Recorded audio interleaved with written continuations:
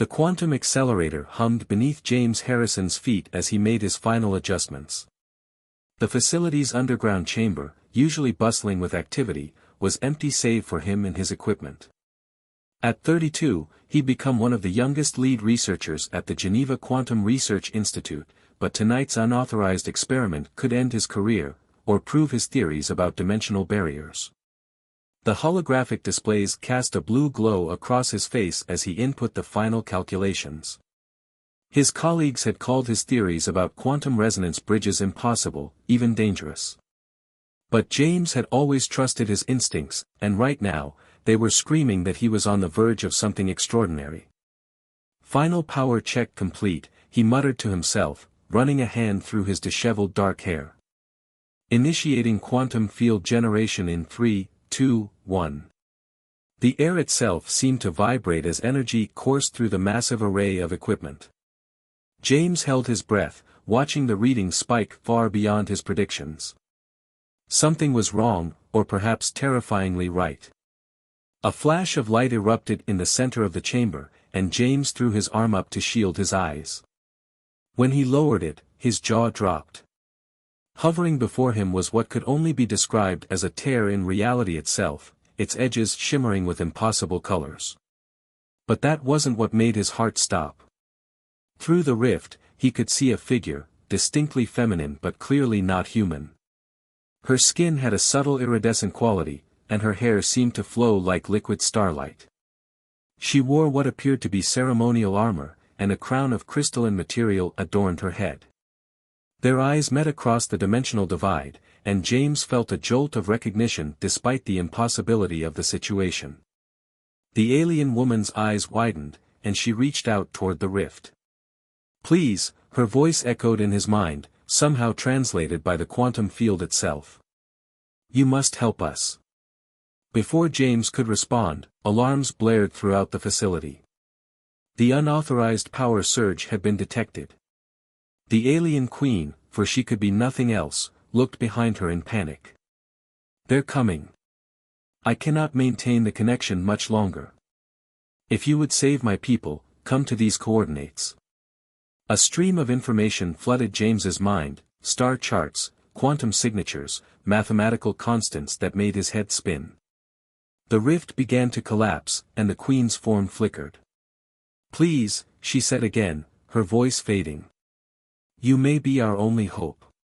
The rift snapped shut just as security burst into the chamber. James raised his hands slowly, his mind racing with the implications of what had just happened. As they led him away in handcuffs, he couldn't stop thinking about those otherworldly eyes and the desperation in her voice. 3 days later, James sat in a sterile interrogation room, facing a panel of government officials and military personnel. He'd told his story a dozen times, but they kept asking the same questions, looking for inconsistencies that weren't there. "Dr. Harrison," General Roberts said, his voice heavy with skepticism, "you expect us to believe that an alien queen reached across dimensions to ask for your help?" James leaned forward, his exhaustion forgotten in his intensity. "I expect you to believe the data. The quantum signatures I recorded match nothing in our databases. The mathematical constants she transmitted, they're beyond our current understanding, but they're internally consistent." This was real. A woman in a black suit, she'd only identified herself as director, spoke up. "And you believe you can reproduce this contact?" "With the right equipment, yes." The coordinates she provided weren't just spatial, they were quantum coordinates. "I can calculate the exact frequency needed to reach their dimension." The panel members exchanged looks. Finally, the director nodded. "Dr. Harrison, what you're about to hear is classified at the highest levels. We've been monitoring similar quantum anomalies for months. Your accident may have given us the key we've been looking for." James's heart raced. "You're going to help me reach them?" "No, Dr. Harrison," she replied with a thin smile. "You're going to help us reach them. Welcome to Project Starbridge." The next few weeks passed in a blur of advanced technology and intense preparation. James worked with a team of scientists and engineers, many of whom he suspected weren't entirely human themselves, to build a stable quantum bridge generator. All the while, his thoughts kept returning to the alien queen and the mystery of her desperate plea. Finally, after countless simulations and tests, they were ready.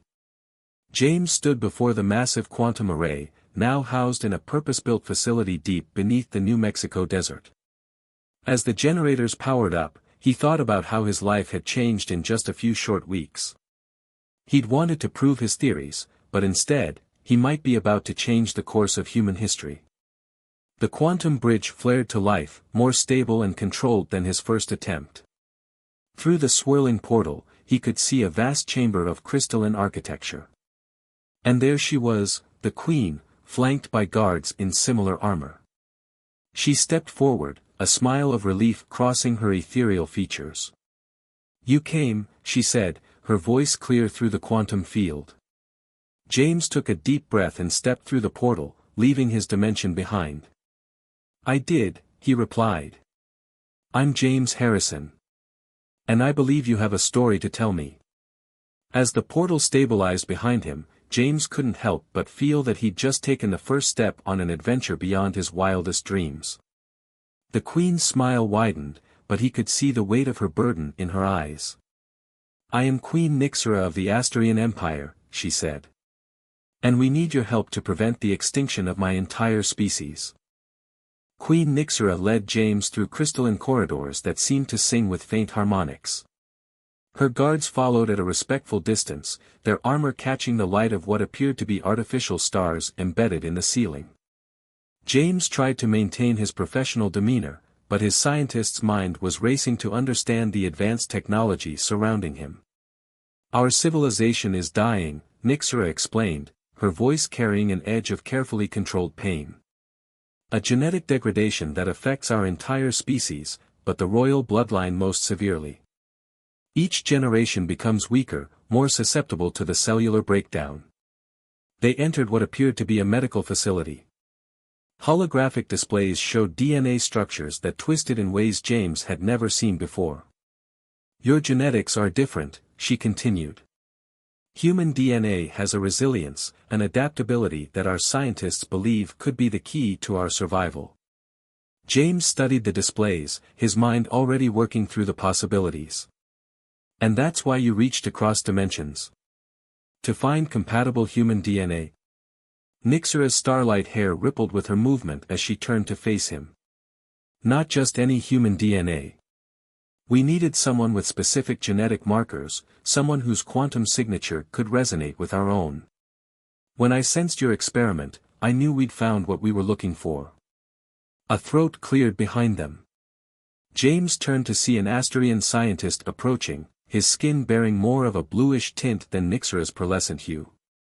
"Your Majesty," he said, bowing slightly. "The initial compatibility tests are complete." "Thank you, Dr. Rylan," Nyxera replied. "Please, share your findings."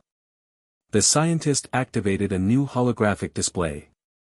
"The human's genetic structure shows remarkable compatibility with our own. However..." He hesitated, glancing between James and his queen. "Speak freely," Nyxera commanded. "The process would require more than a simple genetic transfer. For the cure to work, we need a complete biological fusion." "In human terms." Ryland seemed to search for the right words. "Marriage," Nyxera finished. "Or more specifically, mate bonding." James blinked, certain he'd misunderstood. "I'm sorry, what?" Before anyone could respond, alarms blared through the facility. Guards rushed in, their crystalline weapons at ready. "Your Majesty," one announced, "the separatists have breached the outer defenses. They know about the human."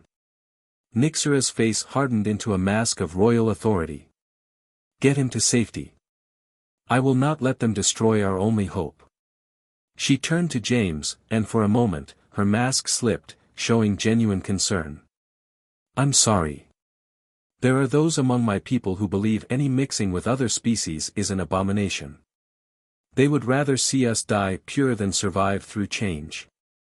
The next few hours were a blur of movement and tension. James found himself secured in a heavily guarded chamber while the sounds of battle echoed through the crystalline walls. He used the time to process everything he'd learned, his mind struggling with the implications. The Asterians needed him, or more specifically, his DNA, to survive. But not through any simple medical procedure. They needed him to literally mate with their queen, to create a new hybrid bloodline that could save their species. It was simultaneously flattering and terrifying. Later that night, after the attack had been repelled, Nyxera came to see him. She'd shed her ceremonial armor for simpler attire, and James couldn't help but notice how it accentuated her otherworldly beauty. "I owe you an explanation," she said, sitting across from him. "And an apology. I should have been more direct about what we were asking of you." James managed a wry smile. "It's not exactly something that comes up in normal conversation. Hello, would you mind helping save my species through an interdimensional marriage?" To his surprise, Nyxera laughed, the sound like crystal wind chimes. "When you put it that way, it does sound rather absurd." Her expression grew serious. "You should know that this isn't just politics or necessity for me. When I first sensed your quantum signature, when our minds touched across the dimensional barrier, I felt something. A connection I cannot explain." James felt his heart race. He'd been trying to ignore the pull he felt toward her, attributing it to the exotic nature of their situation. But hearing her acknowledge it made it impossible to deny. "I felt it too," he admitted. "But this is crazy. I'm a scientist, not a genetic savior. And you're—" He gestured vaguely at her ethereal form. "A queen." She smiled. "A dying queen of a dying race, who finds herself drawn to a human scientist who breaks the laws of physics to answer a desperate call for help." A comfortable silence fell between them, filled with unspoken possibilities. Finally, James spoke. "Tell me more about this mate bonding process. From a scientific perspective, of course." Nyxera's eyes sparkled with amusement. "Of course. From a purely scientific perspective." She began to explain, and as James listened, he found himself less focused on the technical details and more on the way her hair caught the light, the grace of her movements, the intelligence burning in her eyes. He was in dangerous territory, and he knew it. This wasn't just about saving a species anymore. He was falling for an alien queen from another dimension, and judging by the way she looked at him, the feeling might just be mutual. As if reading his thoughts, Nyxera paused in her explanation. "James," she said softly, "I want you to know that whatever you decide, there will be no shame in walking away. This is an enormous burden to place on anyone's shoulders." James thought about his life back on Earth, his research, his lonely apartment, his colleagues who had dismissed his theories. Then he looked at the remarkable being before him, at the adventure and purpose she offered. "I'm not going anywhere," he said firmly. "We'll find a way to make this work." Nyxera's smile could have lit up the darkest corners of space. But before she could respond, another alarm sounded, different from the first, more urgent. "Your Majesty!" A guard burst into the room. "The Separatists, they've contacted Earth. They're exposing everything." The implications hit James like a physical blow. Two worlds, neither ready for this revelation, about to collide. And he and Nyxera were at the center of it all. The next 48 hours turned into a diplomatic nightmare. Earth's governments were in chaos, media outlets were running wild with speculation, and the Asterian court was divided between those who supported Nyxera's plan and those who saw it as racial betrayal. James stood before a joint committee of human and Asterian representatives, trying to maintain his composure as he explained the scientific basis for the proposed mate bonding solution. The human delegates looked skeptical, while the Asterians appeared torn between hope and disgust. "So you expect us to believe," General Roberts interrupted, "that the only way to save their species is through what amounts to an intergalactic royal wedding?" "The genetic science is sound," James replied, pulling up holographic data displays that Dr. Rylan had helped him prepare. The quantum resonance between our species creates a unique opportunity for genetic reconstruction at the cellular level. And the fact that you've grown close to Queen Nixera has nothing to do with your enthusiasm for this solution? The question came from Lord Kelvin, one of the more vocal opponents among the Asterian nobility. His iridescent skin darkened with barely concealed contempt. Before James could respond, Nixera's voice cut through the chamber. My personal feelings, and those of Dr. Harrison, are irrelevant to the scientific validity of this solution. She stood, her presence commanding attention. But since you wish to discuss them, Lord Kelvin, let us be direct. Yes, I have grown to care for him. His intelligence, his courage, his willingness to help a species not his own, these are qualities that would make him worthy of any throne in any dimension. The chamber erupted in murmurs. James felt his face heat up, but he kept his eyes forward, professional. Inside, his heart was racing at Nixera's public declaration. This is precisely what concerns us, another human delegate spoke up. The political implications of having a human suddenly elevated to such a position of power in an advanced alien civilization would give humanity a valuable ally as we enter the broader galactic community, Nixera countered smoothly. Or would you prefer we keep our advanced technology, our quantum knowledge, our medical breakthroughs to ourselves? The debate raged on for hours. James watched as Nixera masterfully handled every objection, every concern. She was every inch a queen, and he found himself increasingly in awe of her diplomatic skills. During a brief recess, they managed to find a moment alone in a side chamber. You're amazing, James said softly. The way you handle them all. Nixera's royal facade cracked slightly, showing the exhaustion beneath. I've had centuries of practice. But never have the stakes been so high. She moved closer to him, her hand finding his. James, I need to tell you something. The genetic degradation, it's accelerating. In my case, particularly. James felt his heart skip. How long? Without the mate bonding? Months, perhaps. The separatists know this. They believe if they can delay long enough, nature will solve their problem for them. Her hand tightened on his. I'm not afraid of dying. But I am afraid of failing my people. James pulled her into an embrace, protocol be damned. That's not going to happen, he whispered fiercely. We'll find a way. A throat cleared behind them. They turned to find Dr. Rylan looking apologetic. Your Majesty, Dr. Harrison, there's something you need to see. They followed him to his laboratory, where new holographic displays showed updated genetic models. The degradation is indeed accelerating, Rylan explained, but I've discovered something else. The quantum resonance between you two, it's not just compatible, it's strengthening naturally. Your proximity to each other over these past weeks has created a preliminary bond. What does that mean? James asked, though part of him already knew. It means that you're both already changing at the quantum level. If you don't complete the mate bonding soon, the partial resonance could become dangerous for both of you. Nixera's face paled slightly. How long? A week. Maybe less. They looked at each other, the implications clear.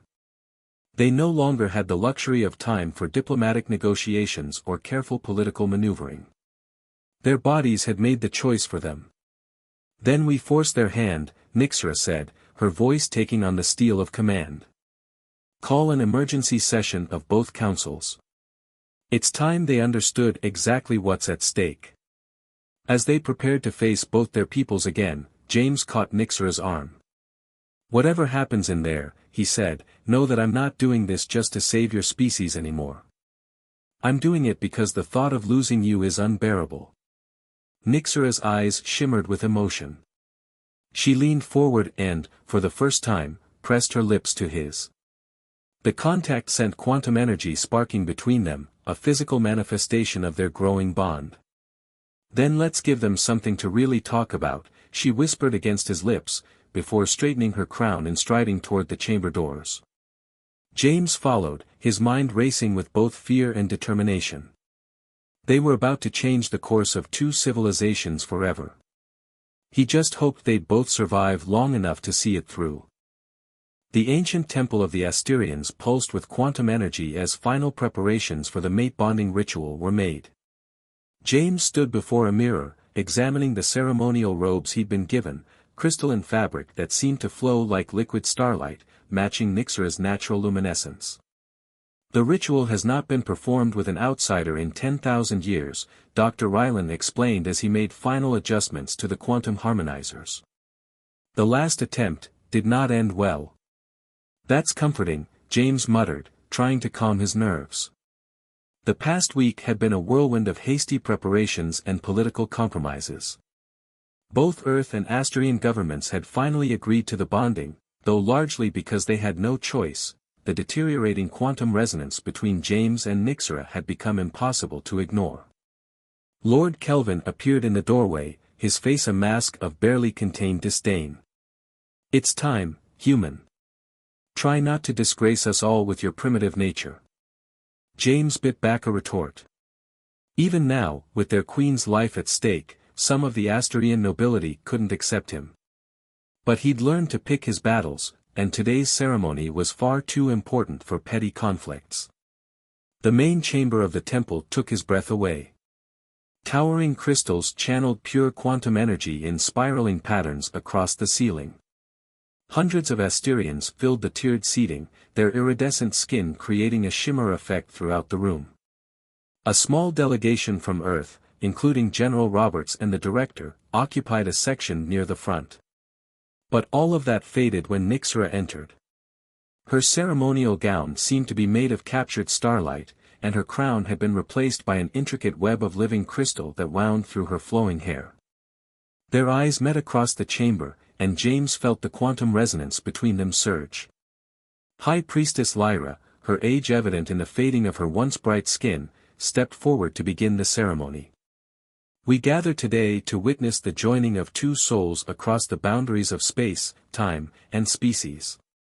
Through this union, we seek salvation not just for our queen, but for all Asterians." The ritual began with a complex series of quantum harmonizations. James and Nyxera stood on opposite sides of a central crystal dais, their bodies beginning to glow as the energy built around them. James could feel the power thrumming through his cells, changing him in ways he couldn't comprehend. "The bonds of matter are nothing," Lyra intoned, "compared to the bonds of quantum resonance. Two frequencies, discovering they are part of the same cosmic song." Suddenly, James felt a searing pain in his chest. He gasped, struggling to remain standing. Across the dais, Nyxera also stumbled. "Something's wrong," Dr. Ryland called out, rushing to check his instruments. "The quantum fields are becoming unstable." Lord Kelvin's voice rang out from the crowd. "It's a sign. This abomination against nature cannot be allowed to continue." But James wasn't listening. Through the pain, through the chaos erupting around them, he focused solely on Nyxera. Their eyes locked, and in that moment, he understood what needed to be done. Fighting against the growing instability, he stepped onto the dais. "Trust me," he said, reaching for her hand. Nyxera didn't hesitate. She took his hand, and the moment they touched, the quantum energy around them exploded into brilliant patterns of light. The pain intensified, but now they shared it, their consciousness beginning to merge through the quantum field. "By the ancestors," Lyra breathed. "They're harmonizing naturally. The ritual isn't binding them, it's just completing what they've already started." Through their growing connection, James could feel Nyxera's thoughts, her memories, her very essence. He saw her centuries of life, felt the weight of her crown, understood the depth of her love for her people. In turn, she experienced his human life, his passion for science, his loneliness, his dream of making a difference in the universe. The quantum energy continued to build, far beyond what the ritual usually required. Some of the observers had to shield their eyes from the intensity of the light emanating from the couple. If we don't contain this, Dr. Ryland shouted over the growing hum of power, the quantum cascade could tear apart the fabric of spacetime itself. No, Nixra's voice echoed with strange harmonics. Don't interfere. This is what's supposed to happen. James understood. Through their connection, he could see what was happening. Their bodies weren't just exchanging genetic material, they were creating something entirely new.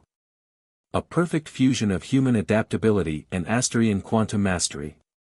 The light reached a blinding crescendo, and James felt his consciousness expanding beyond the limits of his physical form. For a moment, he could see the quantum strings that held reality together, could understand the deep connection between all things.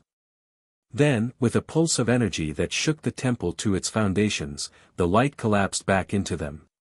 When the observers could see again, they gasped in unison. James and Nixra stood in the center of the dais, transformed. Their skin shimmered with a new kind of iridescence, neither purely human nor purely Asterian. Quantum energy flowed visibly through their bodies, and their eyes held the light of stars. "It is done," Lyra announced, her voice filled with awe. "The joining is complete." But James knew this wasn't an ending, it was just the beginning. Through their newly forged bond, he could feel the changes already spreading through Nixra's cellular structure, healing the genetic degradation. More than that, he could sense the potential of what they'd become together. They had created something unprecedented, something that would change both their species forever. The question was, were their worlds ready for what came next?